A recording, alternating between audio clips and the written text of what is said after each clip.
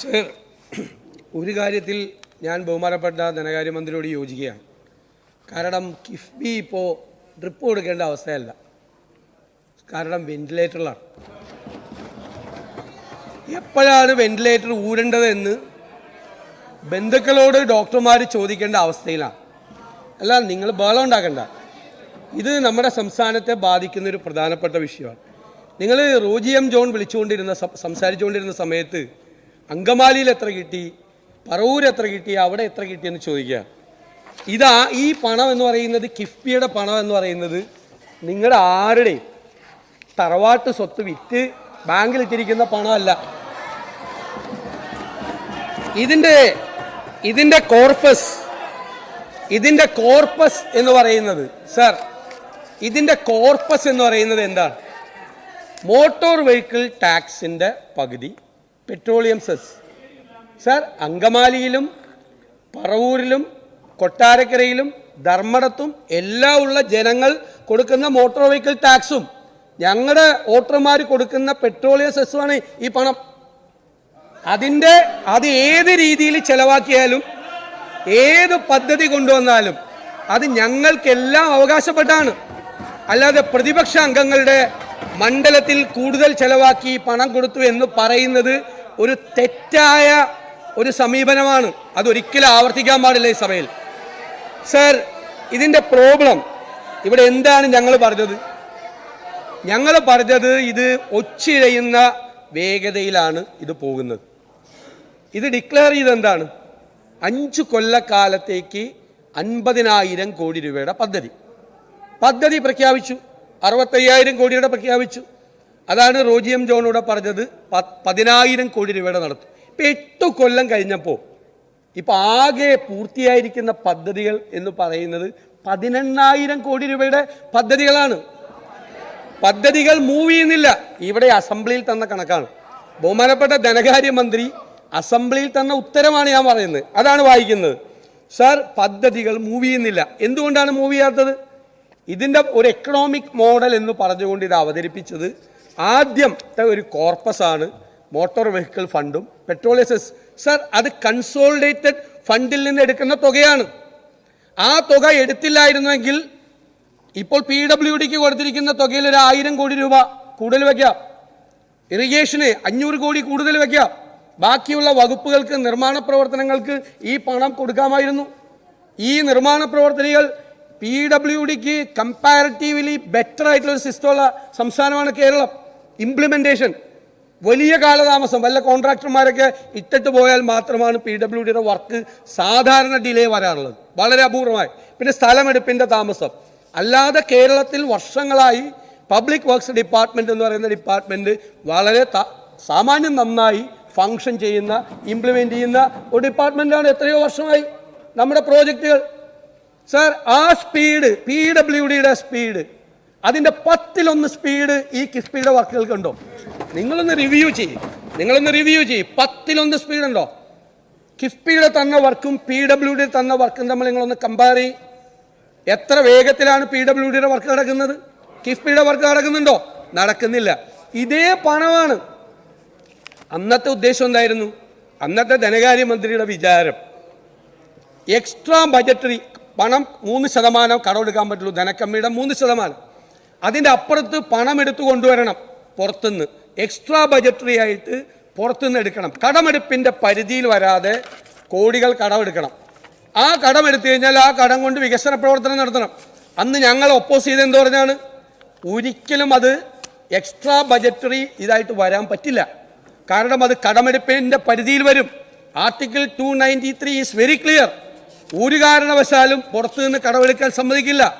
FRBM, എൻ്റെ പ്രസംഗമുണ്ട്, ഞാനാണ് legal objection പറഞ്ഞത്. FRBM ആക്ടിൻ്റെ പരിധിയിൽ വരും. എത്ര രൂപ സർക്കാർ കടമെടുത്താലും കാര്യം എന്താ? സർക്കാർ കടമെടുക്കുമ്പോൾ ഗ്യാരണ്ടി എന്താ? സോവറിൻ ഗ്യാരണ്ടിയാണ്. സ്റ്റേറ്റിൻ്റെ സോവറിൻ ഗ്യാരണ്ടിയാണ്. സ്റ്റേറ്റിൻ്റെ സോവറിൻ ഗ്യാരണ്ടി വെച്ച് പണമെടുത്താൽ ആർക്കാ ലയബിലിറ്റി പേ ചെയ്യാൻ? അപ്പം ഇതൊരു ഇൻകം ജനറേറ്റിംഗ് മോഡൽ അല്ലാത്തത് കൊണ്ട് ഇതിൻ്റെ കടം അൾട്ടിമേറ്റായി ഗവൺമെൻറ്റിൻ്റെ നിലയിൽ വരും. ഇനി കടമെടുപ്പിൻ്റെ പരിധിയിൽ അവർ അതിൻ്റെ പുറത്തേക്ക് ആക്കി കേന്ദ്ര ഗവൺമെൻറ് തന്നു എന്ന് വിചാരിക്കേ, അപ്പോഴും നിങ്ങൾ ഈ പൈസ തിരിച്ചടയ്ക്കണ്ടേ, ഈ പണം തിരിച്ചടയ്ക്കണ്ടേ? കാരണം എന്താ? നിങ്ങൾ കടമെടുക്കുമ്പോൾ നിങ്ങൾ കൊടുക്കുന്ന സ്റ്റേറ്റ് കൊടുക്കുന്ന സോവറിൻ ഗ്യാരണ്ടിയാണ്. സ്റ്റേറ്റിന് ആ ലയബിലിറ്റിയിൽ നിന്ന് ഒഴിഞ്ഞു മാറാൻ പറ്റുമോ? കേന്ദ്രം ഇനി സമ്മതിച്ചൊന്നും വിചാരിക്കും ഇത് 3% പെടില്ല, 3%-ന്റെ പുറത്ത് നിങ്ങൾ കടമെടുത്തോ എന്ന് സമ്മതിച്ചൊന്ന് കരുത്. നിങ്ങളുടെ ഈ എക്കണോമിക് മോഡൽ കൊണ്ട് കേന്ദ്രം സമ്മതിച്ചാലും പണം എല്ലാ വർഷവും തിരിച്ചടയ്ക്കണ്ടേ? അടുത്ത 5 വർഷത്തേക്ക് തിരിച്ചടയ്ക്കേണ്ട പണത്തിൻ്റെ തുക ഞാൻ ഇവിടെ വായിക്കണോ? അത് സ്റ്റേറ്റിൻ്റെ ബജറ്റിൻ്റെ മുകളിലാണ്. ഇതാണ് തുടക്കത്തിൽ ഇവിടെ ഈ ബില്ല് അവതരിപ്പിക്കുമ്പോൾ പറഞ്ഞ ലീഗൽ ഒബ്ജക്ഷൻ. അത് യാഥാർത്ഥ്യമായി, അതിപ്പോൾ യാഥാർത്ഥ്യമായി. ഇപ്പോൾ സ്റ്റേറ്റിൻ്റെ ബജറ്റിൻ്റെ മീതെ ഒരു പ്രഷറായി കിഫ്ബി നിൽക്കുകയാണ്. നിങ്ങൾക്ക് you have to repay the money. നിങ്ങൾക്ക് വേറെ യാതൊരു ഓപ്ഷനും ഇല്ല. നിങ്ങൾ സ്റ്റേറ്റിൻ്റെ സോവറിൻ ഗ്യാരണ്ടി കൊടുത്തെടുത്ത പണം നിങ്ങൾ തിരിച്ചടയ്ക്കാൻ നിങ്ങൾക്ക് യാതൊരു ഓപ്ഷനും ഇല്ല. കിഫ്ബി ഇൻകം ജനറേറ്റിംഗ് ആയിട്ട് പണം തിരിച്ചു തരുന്നില്ല. അപ്പോൾ നിങ്ങൾക്ക് പണം കൊടുത്തേ പറ്റുള്ളൂ. അപ്പോൾ എന്താ വ്യത്യാസം? ഈ പണം നമ്മുടെ കൺസോളിഡേറ്റഡ് ഫണ്ടിൽ കിടന്നിരുന്നുവെങ്കിൽ നിങ്ങൾക്ക് പ്ലാനിൽ അത് അലോക്കേറ്റ് ചെയ്ത് നിങ്ങൾക്ക് വിവിധ വകുപ്പുകളിൽ PWD ഉൾപ്പെടെയുള്ള വകുപ്പുകൾക്ക് കൊടുത്ത് ഈ പറയുന്ന മുഴുവൻ നിർമ്മാണ പ്രവർത്തനങ്ങളും നിങ്ങൾക്ക് നടത്താമായിരുന്നു. നിങ്ങൾ എക്സ്ട്രാ എന്താ ചെയ്തത്? എക്സ്ട്രാ കടമെടുത്തു. അതൊന്നും കടമെടുക്കുക. ഇപ്പോഴും കടമെടുപ്പിൻ്റെ പരിധിയിൽ വന്നു. അതുകൊണ്ട് ഇതൊരു ഭയങ്കര സംഭവമാണ് എന്ന് വരുത്തി തീർക്കല്ലേ. നിങ്ങൾക്ക് നാഷണൽ ഹൈവേ പണിയാൻ 6000 കോടി രൂപ കൊടുത്തത് നിങ്ങൾ കൺസോളിഡേറ്റഡ് ഫണ്ടിൽ നിന്നല്ലേ കൊടുത്തത്? കിഫ്ബിയുടെ പൈസയാണെങ്കിലും നിങ്ങൾ കിഫ്ബി ഇല്ലായിരുന്നെങ്കിലും നിങ്ങൾക്ക് 6000 കോടി രൂപ കൊടുക്കാൻ പറ്റില്ലായിരുന്നു. കൊടുക്കാം. എവിടെന്നാ കൊടുത്തത്? ഇതിനാ കൊടുത്തത്. നിങ്ങൾക്ക് അറിയാത്തതുകൊണ്ടാണ് നിങ്ങൾ ബഹളം ഉണ്ടാക്കുന്നത്. നിങ്ങൾ കൺസോളിഡേറ്റഡ് ഫണ്ടിൽ നിന്നുള്ള അല്ല, ഈ കിഫ്ബി ഇല്ലായിരുന്നുവെങ്കിലും ഇവിടെ നിൽക്കുക 20,000 കോടി രൂപയാണ് കൺസോളിഡേറ്റഡ് ഫണ്ടിൽ നിന്ന് കിഫ്ബിക്ക് കൊടുത്തിരിക്കുന്നത്. ഇതുവരെ 20,000 കോടി രൂപ. നിങ്ങൾ പൂർത്തിയാക്കിയിരിക്കുന്ന പദ്ധതികൾ 18,000 കോടിയേ ഉള്ളൂ. മനസ്സിലായില്ലേ? അല്ല, അത് വരുമ്പോൾ അതിന് പൈസ അടച്ചുകൊണ്ടിരിക്കണം. എല്ലാ വർഷവും സംസ്ഥാനത്തിൻ്റെ, അറിയാതെ പറയാ, സംസ്ഥാനത്തിൻ്റെ ബജറ്റിൽ നിന്ന് ഈ പൈസ അടച്ചുകൊണ്ടിരിക്കണം. പറഞ്ഞല്ലോ, മോട്ടോർ വെഹിക്കിൾ ടാക്സ് ഇതും കൂടി 20,000 കോടി വരും. ഞങ്ങൾ എന്താണ് ഇതിൻ്റെ അകത്ത് ഞങ്ങൾ എതിർത്തൊരു പ്രധാനപ്പെട്ട വിഷയമുണ്ട്. അത് ഇപ്പോഴും ഉണ്ട്. പ്ലാനിൽ നിന്ന് ഡീവിയേറ്റ് ചെയ്യാണ്. അത് കേന്ദ്ര ഗവൺമെൻറ് BJP പറഞ്ഞു. ഞാൻ രാഷ്ട്രീയം പറയില്ല. ഞാൻ ഡൽഹി ഇലക്ഷനെ കുറിച്ച് ചർച്ച ചെയ്യുന്ന സമയമല്ലത്. ഇല്ല, അത് വേറെ സമയത്ത് മറുപടി പറയാം. അതായത് ഡൽഹിയിലെ രീതി എന്താ? പ്ലാനിംഗ് കമ്മീഷൻ പ്ലാൻ മാറ്റിയിട്ട് പ്രോജക്റ്റിൻ്റെ പുറകെ പോവാണ്. പ്ലാൻ മാറ്റി പ്രോജക്റ്റിൻ്റെ പുറകെ പോകുന്നത് റൈറ്റ് എക്സ്ട്രീമിസമാണ്, തീവ്ര വലതുപക്ഷവാദമാണ്. അത് CPM അടക്കമുള്ള എല്ലാ പാർട്ടികളും അതിനെ എതിർത്തിട്ടുണ്ട്.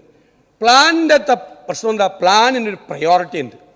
പ്ലാൻ വരുമ്പോൾ 1000 കോടി രൂപ ഉണ്ടെങ്കിൽ 100 കോടി രൂപ പട്ടികജാതിക്കാർക്ക് പോവും, 20 കോടി രൂപ പട്ടികവർഗക്കാർക്ക് പോവും. ഭൂമിശാസ്ത്രപരമായ പ്രയോറിറ്റികൾ, രാജ്യത്തിൻ്റെ വിദ്യാഭ്യാസം, ആരോഗ്യം തുടങ്ങിയ പ്രയോറിറ്റികൾ നിശ്ചയിച്ചിട്ടാണ് ആ പണം കൊടുക്കുന്നത്.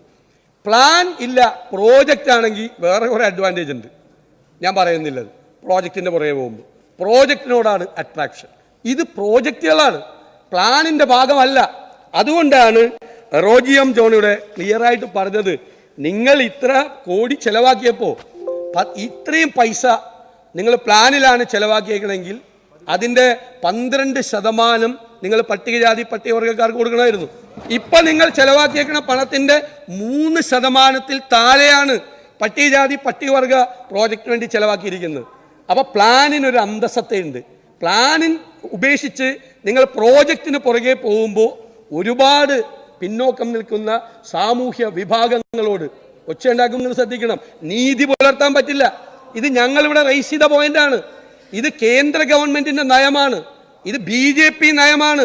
പ്രോജക്റ്റിന്റെ പുറകെ പോകുന്നത് പ്രോജക്റ്റ് അല്ല, പ്ലാനിന്റെ ഭാഗമായിട്ട് പ്രോജക്റ്റ് ചെയ്യണം എന്നുള്ള പോയിന്റാണ് ഞങ്ങളുള്ളത്.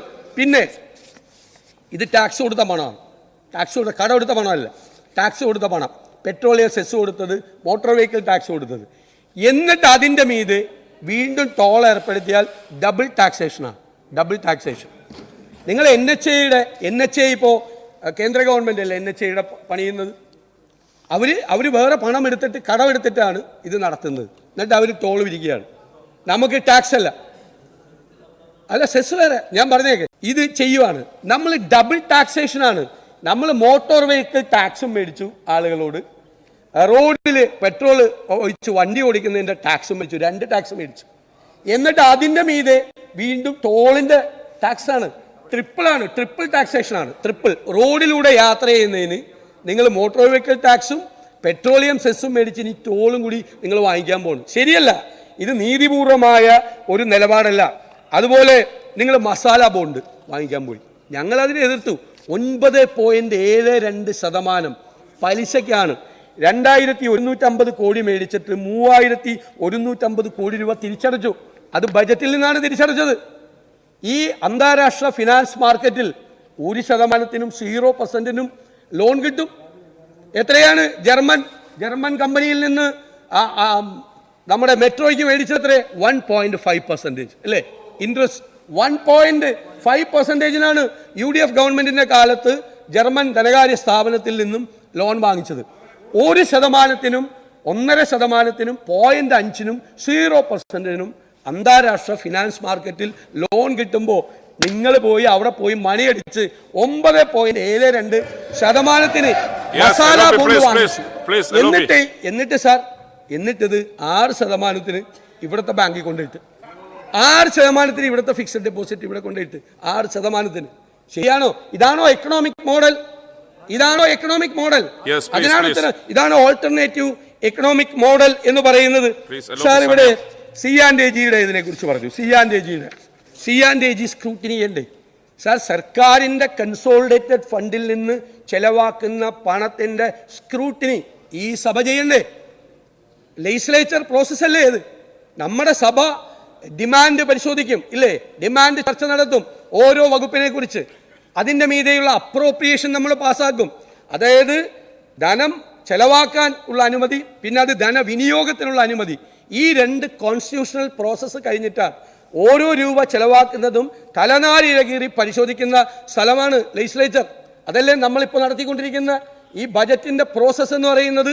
ഇനി തുടർച്ചയുണ്ടാവുന്ന കോൺസ്റ്റിറ്റ്യൂഷണൽ പ്രോസസ്സാണ്. ഈ കിഫ്ബി എന്ന് പറയുന്നത് സാർ ആ ലെജിസ്ലേച്ചർ പ്രോസസ്സിനെ, ആ കോൺസ്റ്റിറ്റ്യൂഷണൽ ഒബ്ലിഗേഷനെ മനഃപൂർവ്വം അവോയ്ഡ് ചെയ്യാണ്, മാറ്റി നിർത്തുകയാണ്. ഒരു സ്ക്രൂട്ടിനി ഇല്ല.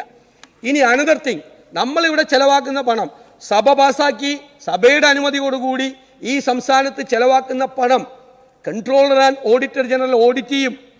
കൺസോളിഡേറ്റഡ് ഫണ്ടിൽ നിന്ന് ഭരണഘടനാ പ്രകാരം കൺസോളിഡേറ്റഡ് ഫണ്ടിൽ നിന്ന് ചെലവാക്കുന്ന പണം എത്ര അനുമതിയോടുകൂടി ചെലവാക്കിയാലും അത് C&AG ഓഡിറ്റ് ചെയ്യണം. ഇവിടെ C&AG ഓഡിറ്റ് ചെയ്യാൻ സമ്മതിക്കില്ല കിഫ്ബി. അത് പറ്റില്ല എന്ന് പറയുന്നത്. C&AG പല പ്രാവശ്യം എഴുതി ഇത് ഓഡിറ്റ് ചെയ്യണം. എന്താ C&AG ഓഡിറ്റ് ചെയ്താൽ എന്ത് സംഭവിക്കും? C&AG ഓഡിറ്റ് ഉണ്ട്. ഞങ്ങളൊരു ഓഡിറ്റിംഗ് ഉണ്ടാക്കിയിരുന്നത്. ഇത് നാട്ടുംപുറത്ത് ഉണ്ടാക്കുന്ന ക്ലബ്ബല്ല.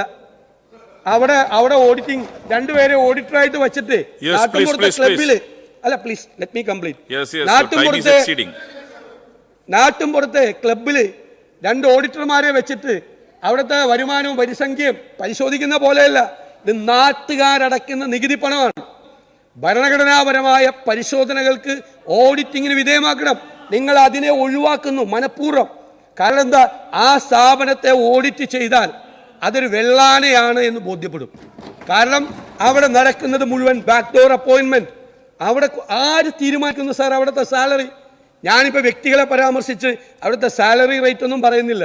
നിങ്ങൾ ദയവ് ചെയ്ത് ഭരണകക്ഷിയിലിരിക്കുന്ന MLA-മാർ കൂടി ഒന്ന് പരിശോധിക്കണം.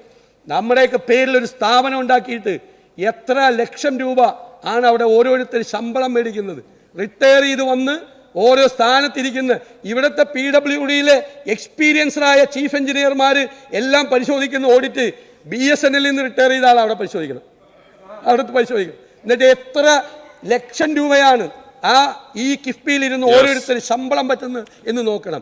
സംസ്ഥാനത്ത് തന്നെ വിവിധ ഡിപ്പാർട്ട്മെന്റുകളിൽ മെച്ചപ്പെട്ട മെക്കാനിസവും നല്ല ഇംപ്ലിമെന്റിംഗ് ഏജൻസികളും മികച്ച എഞ്ചിനീയറിംഗ് വൈദഗ്ധ്യമുള്ള ആളുകൾ ഒരു വശത്തുള്ളപ്പോൾ അവരെ മുഴുവൻ നോക്കുകുത്തിയാക്കി നിർത്തിക്കൊണ്ട് ഒരു ബദൽ മെക്കാനിസം ഉണ്ടാക്കി ഭരണഘടനാ വിരുദ്ധമായി അത് ചെയ്ത് അത് കുറ്റിച്ചോറാക്കിയ കഥയാണ് ഞങ്ങൾ ഇവിടെ അവതരിപ്പിക്കാൻ ശ്രമിച്ചത്.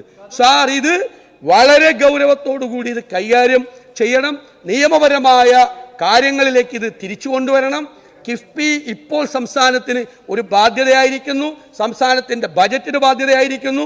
ഇതിന് ആവശ്യമില്ലാത്ത പണം പ്ലാനിൽ നിന്ന് അങ്ങോട്ട് കൊടുക്കുന്നതുകൊണ്ടാണ് വലിയ തുക 50% തുക പ്ലാനിൽ നിന്ന് കട്ട് ചെയ്യേണ്ട ഗതികേടിലേക്ക് വരുന്നത്. ഒന്നും കട്ട് ചെയ്തില്ല എന്ന് പറയുന്ന സർക്കാർ ഉത്തരവുകൾ കയ്യിലുണ്ട്. ഞാൻ വായിച്ച ധനകാര്യമന്ത്രി പറഞ്ഞു, ഞാൻ അതിനൊന്നും സമയം ഉപയോഗിക്കുന്നില്ല. അനാവശ്യമായൊരു കാര്യങ്ങൾക്ക് ഈ വിഷയമല്ലാത്ത മന്ത്രി ഒരുപാട് കാര്യങ്ങൾ പറഞ്ഞു, അതിനൊന്നും ഞാൻ മറുപടി പറയുന്നില്ല. വിഴിഞ്ഞം കാര്യം പറഞ്ഞു, ഡൽഹി തെരഞ്ഞെടുപ്പ് കാര്യം അതൊന്നും പറഞ്ഞില്ല. പക്ഷേ കിഫ്ബിയെ സംബന്ധിച്ച് ഗൗരവത്തോട് കൂടിയിട്ടുള്ളൊരു മൈൻഡ് ഗവൺമെൻറ് അപ്ലൈ ചെയ്തില്ലെങ്കിൽ ഇത് സംസ്ഥാനത്തിൻ്റെ ഇപ്പോൾ തന്നെ പരിതാപകരമായ ധനസ്ഥിതി, കൂടുതൽ കടത്തിൻ്റെ കാണാക്കയങ്ങളിലേക്ക് സംസ്ഥാനം വീണു പോകുന്ന സ്ഥിതി വരും എന്ന് വിനയപൂർവ്വം